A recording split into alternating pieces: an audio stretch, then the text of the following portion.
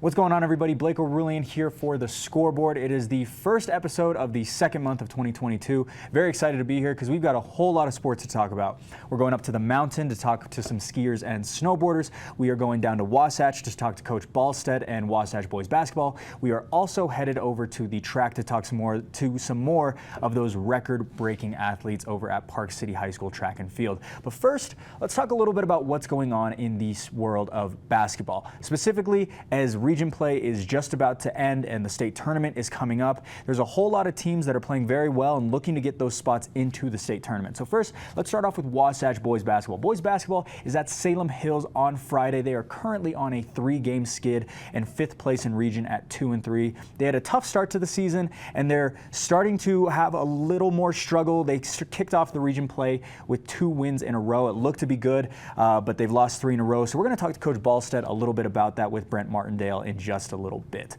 As for girls basketball, they are at Salem Hills on Friday. They are trying to bounce back after their 17-point loss to Maple Mountain. They're currently 4th place in region, and then we're going to move over to North Summit basketball now for Trey Pace and the North Summit Braves. The boys basketball team is going to be playing Duchesne at North Summit, currently on a 2-game skid. The winner of this game, though, they are neck and neck in terms of region play record. So the winner of this is going to be the number 3 team in all of region.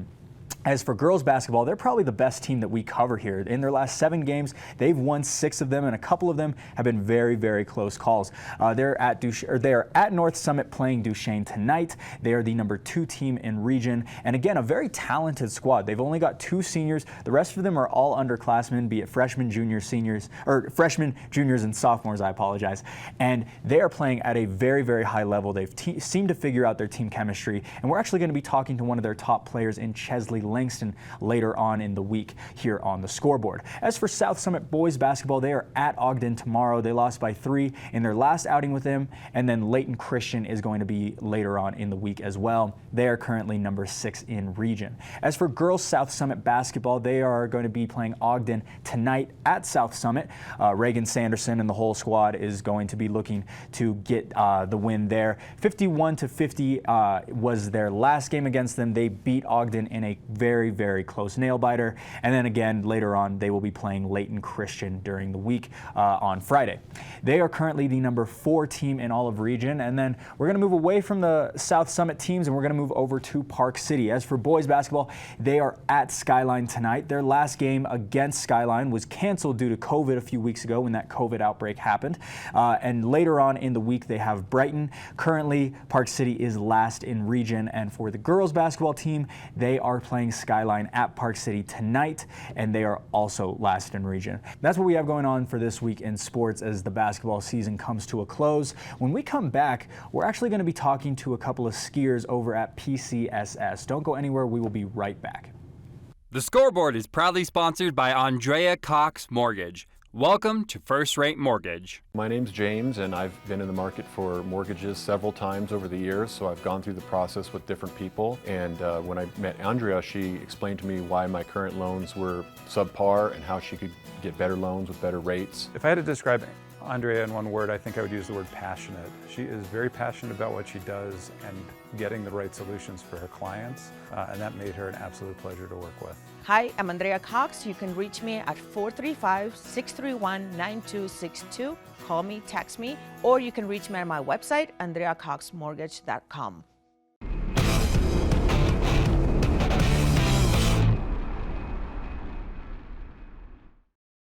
Hey everybody, welcome back to the Scoreboard. I'm your host, Blake O'Rulian. So coming back into the show, we wanted to move it over to the mountain over at PCSS. Brigham Harris talked to Pete Stoughton, who was able to put together an event last Friday night, and it was a blast for so many skiers. It was actually a skier's dream.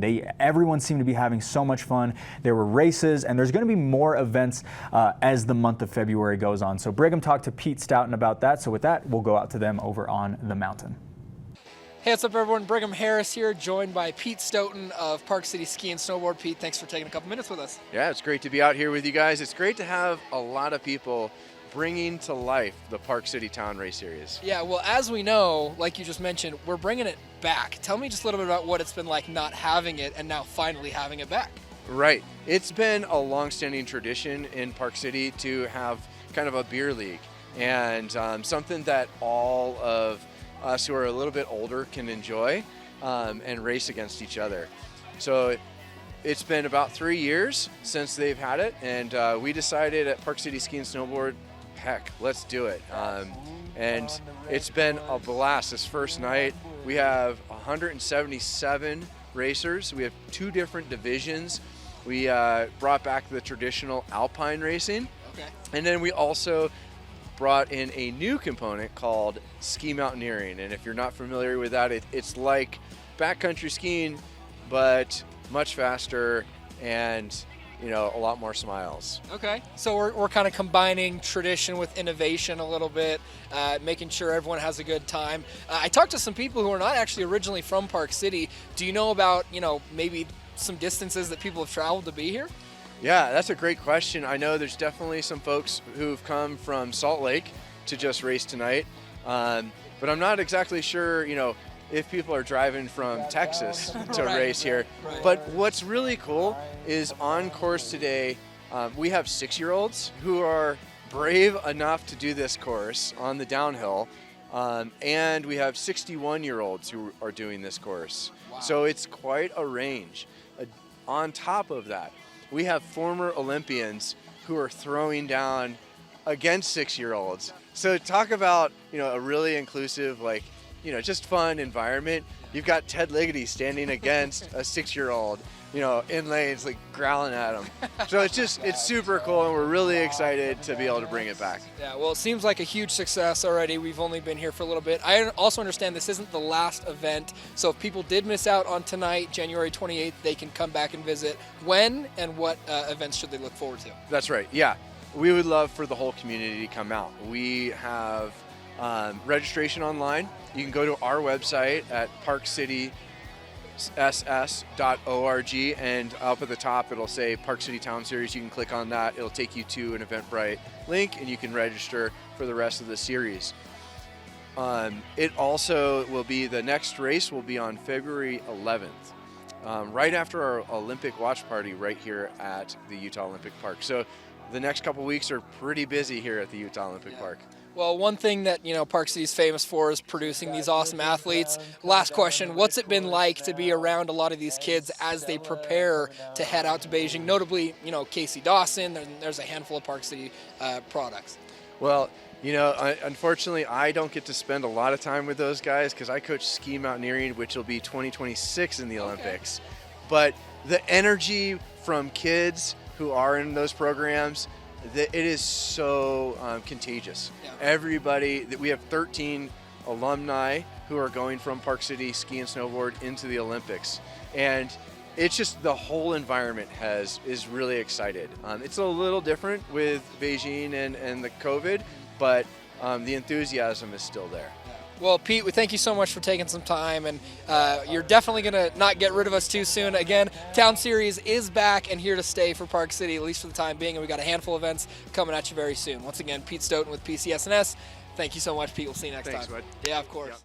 Pete Brigham, thank you so much for the opportunity to talk to you about this event, about what is going on over at Park City Ski and Snowboard. There's a whole lot more events coming on in the next couple of weeks here in the month of February. I believe the next one is February 10th, and Brigham and I are going to make sure to be there for that one. We're going to be talking to more of the skiers. There was a lot of talk about there being jumps involved, which is very, very exciting. A lot of high flyers over at Park City Ski and Snowboard. When we come back, we're going to be talking to another one of Park City High School's record-breaking track and field athletes, as there are so many of them. We wanted to make sure that we gave each of them airtime. So when we come back, we're going to be talking to another one of them. Don't go anywhere. We'll be right back here on the Scoreboard. Hi guys, I'm Janet the Dairy King. We're famous here for our ice cream. We have 84 different kinds of shapes. We also have some amazing food. So come and try our chicken strips, our fish and chips dinners, our burgers, our fries, our sweet potato fries. Oh my gosh, we've got so much. Once you go over to the Heber Valley Railroad and ride their train, then of course you have to come here and see all of our trains. Our family's serving your family since 1946. We hope to see you soon here at the Dairy King.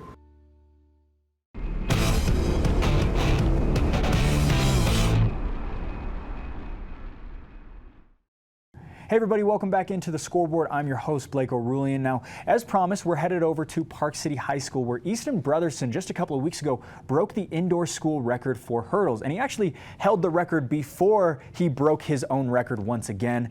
All of these Park City High School athletes are just getting better, and they're only beating out themselves, which is very, very impressive. So Brigham Harris got to talk to him, and with that, we're going to go out to them. Hey, what's up, everybody? Brigham Harris here at Park City High School right now. I'm joined by Easton Brotherson. Easton, thank you for sitting down with us. Yeah, thank you for having me. Yeah, of course. Well, let's talk a little bit about it. Give me just some information on what event you are charged with here at Park City, and maybe just, again, we have another record breaker here for the indoor track. Tell me just a little bit about how the record was broken for you. So I hurdle, so I focus on 60 hurdles for indoor and then 110s and 300s for outdoors. And yeah, this past meet, I was kind of shooting to break the record because I already had it from the past meet, so I broke it, and I was just trying to get a better time, and I did it. That's awesome, man. Yeah. What kind of mentality, did you have before you went in and broke the record? You just said that it was something you were aiming to do, but yeah. Was it kind of an end-all, be-all, or did you know that there were more meets coming up? I knew from the beginning of the season that I was going to break it. It's just a matter of when. Yeah. So the confidence obviously is very high with you. What are some other, maybe not records, but goals you hope to accomplish in this 2022 season? I'm definitely trying to shoot for a state championship and just win either 110 hurdles or 300-meter hurdles. We talked a little bit with your coach before the interview. He talked a little bit about the difference between events indoor versus events outdoor. What's your preference and what is the preparation like going into that?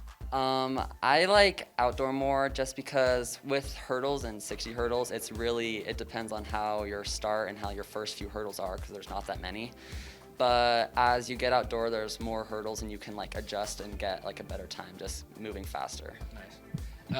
I understand you're also not a senior, is that correct? Mm-hmm. Not a senior, so that means this is not your last year for Park City High School track and field. Tell me just a little bit about your long-term goals. Do you want to run in college? Do you want to break more records next year? What's on the docket for you in the next 16 months? So I am trying to get both of the 110s and 300 records just because they're pretty great times, and they're from the 1980s, so they've been lasting for quite a long time. And yeah, I do want to run college. Yeah. What would it mean to you to break those records that have been standing for now over 40 years? It would be awesome to see such a long record be broken. Yeah. And I asked Will, your teammate, this a couple minutes ago, what got you into running hurdles? Did you just, love running growing up, or why hurdles? So my sister actually ran track, and she started to like hurdles, and now she runs at Westminster. So I kind of it was just already in my family, so I already had to do it. You took the words right out of my mouth. My next question was going to be, I know that there was another Brotherson when it comes to Park City track and field. Do you feel like, and I understand she's a record holder as well here at the school, so do you feel like breaking a record with the same last name as your sister, do you feel like you're just adding to the family legacy, or how did that feel? Yeah, it was fun to look at the little record sheet and see mine and her name together. Yeah. Do you two, are you ever competitive at home, talking about who's faster, who can break which record? There's always lots of talk between me and her and Dave talking about our times and how we could race together. Yeah. All right. Well, as soon as there is a Brotherson track meet, please let me know. We'd love to come cover that because it sounds like there's a lot of talent in the family. Easton, thank you so much for taking the time. We really appreciate it and wish you the best of luck this season. Thank you so much. Of course. Easton, Brigham, thank you so much for the time. Again, there are so many talented Park City High School track and field athletes over at Park City High School, so we want to make sure that we give all of them as much airtime as we can, make sure that we talk to them, about their upbringings, everything like that. So Easton, again, thank you so much, and we will continue to follow you along with so many other of the Park City High School athletes as the season continues on. When we come back, we're going to be talking to Coach James Ballstead over at Wasatch High School. We've talked to him a couple times this year, but we're going to be talking to him specifically about the end of the season, the second half of region play, and the last 3 games for Wasatch boys basketball. So don't go anywhere. We'll be right back here on the Scoreboard. Historic Deerfield is significant as a site because we're an important place in American history. All but a few of the historic houses are on their original home lots. The original town plan from the 1670s is still in place. The town retains its original scale, and in many of the houses we have objects connected to Deerfield, the Connecticut River Valley, and New England. And all of this together helps to convey a deep sense of place.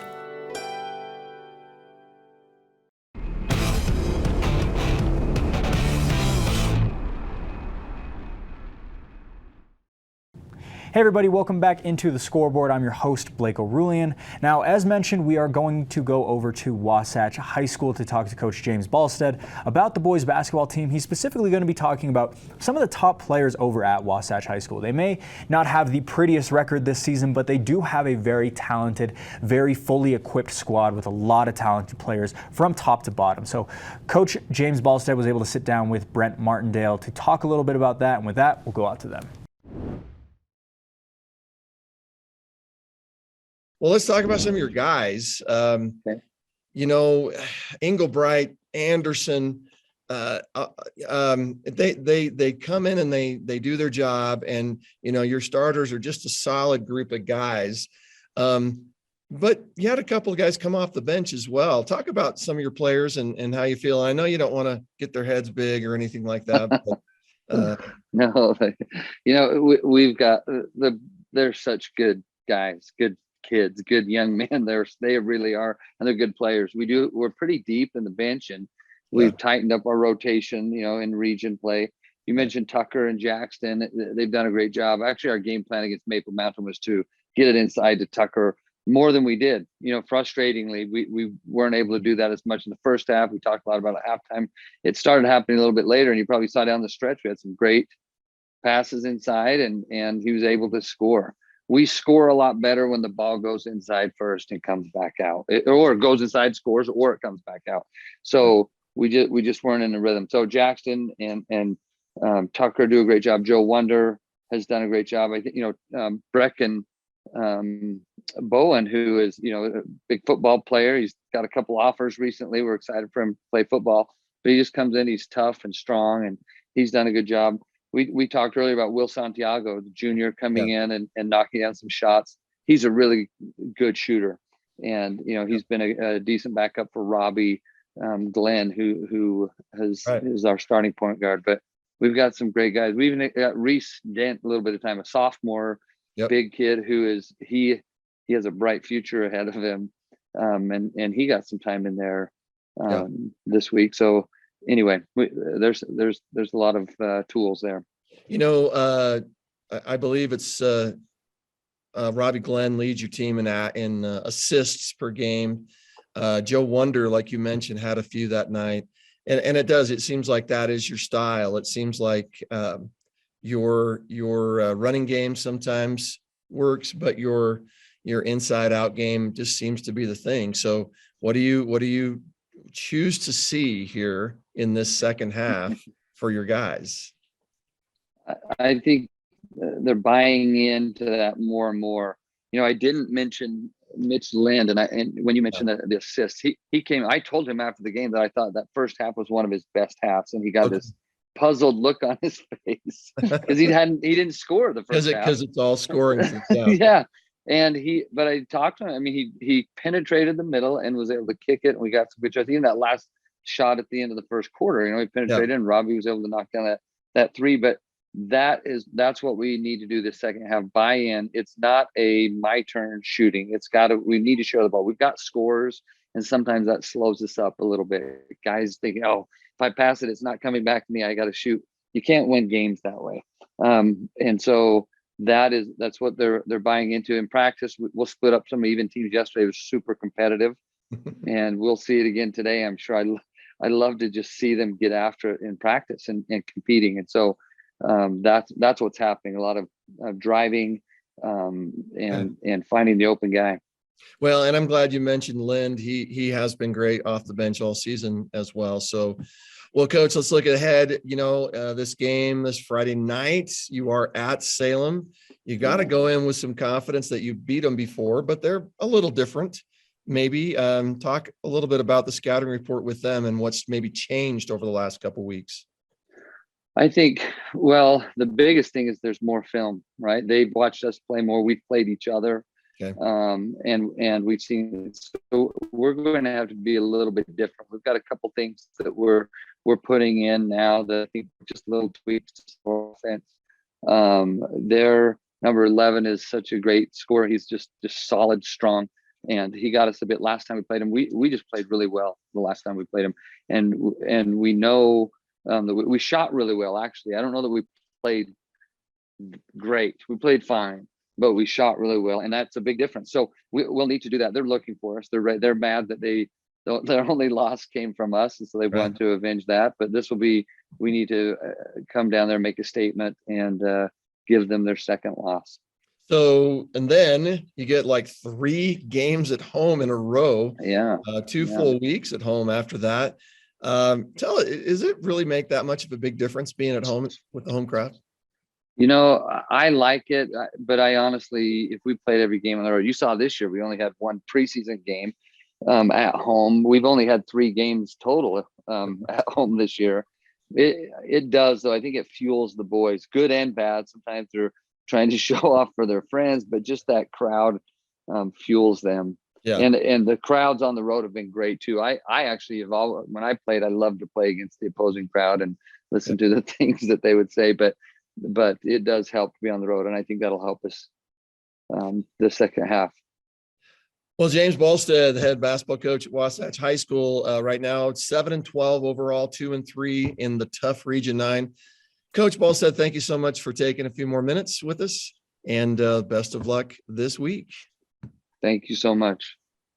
Brent, James, thank you so much for the time and for the opportunity to talk to you once again. We've talked to you a couple of times, and in the next couple of episodes here on the Scoreboard, we are going to be talking to some more of the top athletes over at Wasatch High School. We haven't talked to a lot of the players, we've talked to a lot of the coaches, so we want to make sure that we can get the opportunity to talk to some of them.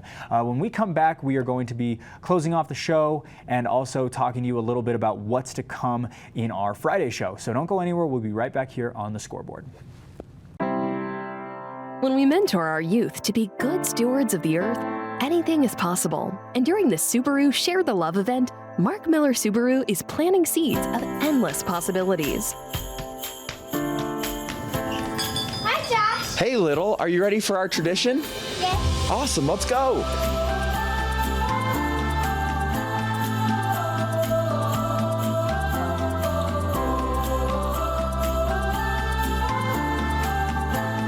So what'd you learn in school this week? Did you know more people have been to the moon than to the bottom of the ocean? I didn't know that. That's so cool. When this tree and I are as big as you, it will give us clean air. Join Mark Miller Subaru in supporting our community during the Subaru Share the Love event happening now. Learn more at markmillersubaru.com.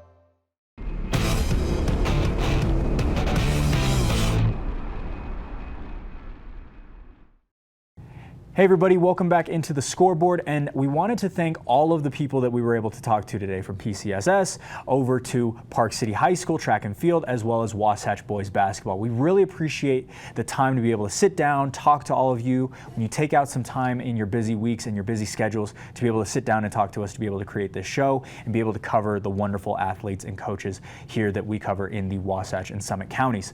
Coming up later in the week, we're going to be talking to some more athletes, some more coaches. We're going to have a whole lot of fun here on the Scoreboard, a lot more sit-down interviews and a lot more to come, as well as score updates and things like that as basketball season comes to a close here. Make sure to check out our social media page at the Scoreboard, at Scoreboard Nation, and then our website, thescoreboardnation.com. If you have highlights, send them our way. We would love to post them on our social media pages. We would love to edit some things up, create some great highlights for all of the wonderful athletes that we cover. Thank you so much, and we will be back on Friday.